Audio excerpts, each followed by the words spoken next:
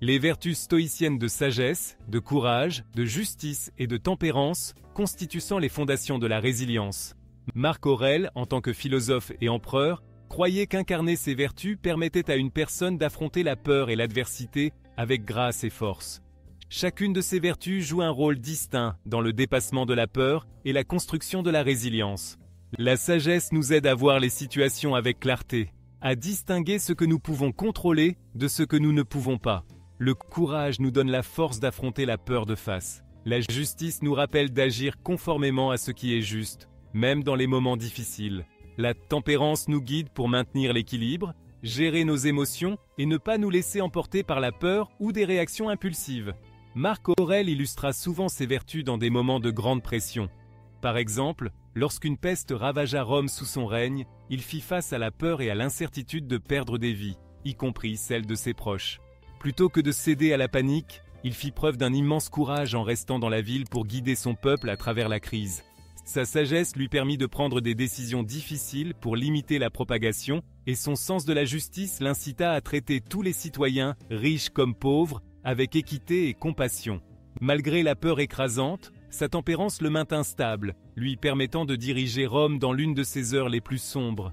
Comme il l'écrivit un jour, « Si ce n'est pas juste, ne le fais pas. Si ce n'est pas vrai, ne le dis pas. » Ces principes guidaient ses actions face à la peur, démontrant comment les vertus stoïciennes offrent une boussole morale dans les moments d'incertitude. En pratiquant la sagesse, le courage, la justice et la tempérance, nous renforçons notre capacité à affronter la peur avec résilience. Ces vertus ne nous aident pas seulement à faire face à la peur, elles la transforment en une opportunité de croissance et d'intégrité. Le pouvoir de l'autodiscipline dans la gestion de la peur. L'autodiscipline constitue une pierre angulaire de la philosophie stoïcienne, particulièrement lorsqu'il s'agit de dompter la peur. C'est la capacité à contrôler ses impulsions et à garder son sang-froid dans les moments de crise.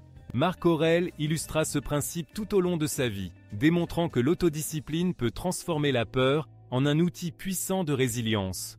Dans ses écrits, Marc insistait sur l'importance de se concentrer sur l'essentiel, affirmant « La plupart de ce que nous disons et faisons n'est pas essentiel. Si tu peux l'éliminer, tu auras plus de temps et plus de tranquillité. Demande-toi à chaque instant, est-ce nécessaire ? » Cette réflexion le guidait en temps de peur, l'aidant à prioriser ce qui comptait vraiment, plutôt que de céder à la panique ou à la distraction.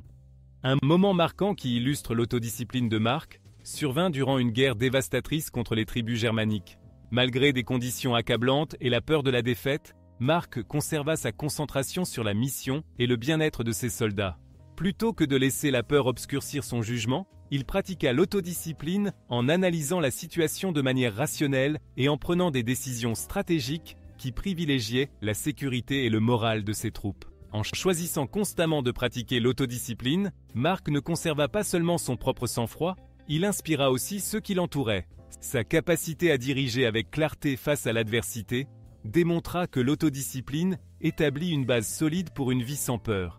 Elle nous permet de gérer nos peurs de manière réfléchie plutôt que réactive. En fin de compte, en cultivant l'autodiscipline, nous développons la capacité d'affronter nos peurs de face, les transformant en opportunités de croissance et d'action.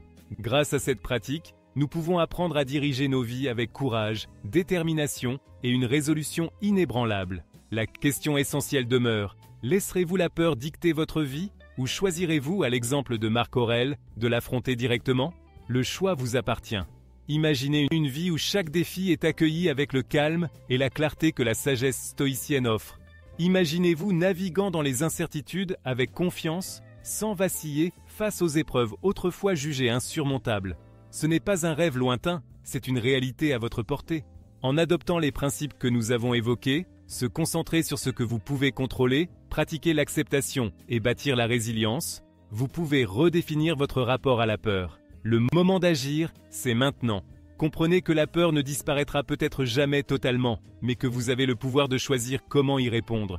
Chaque instant est une opportunité de pratiquer l'autodiscipline, de réfléchir et de préparer votre esprit à ce qui vient. Rappelez-vous, votre chemin vers la maîtrise émotionnelle commence par un premier pas. Si vous êtes prêt à plonger plus profondément dans la philosophie stoïcienne et à en exploiter la force dans votre vie quotidienne, abonnez-vous à notre chaîne.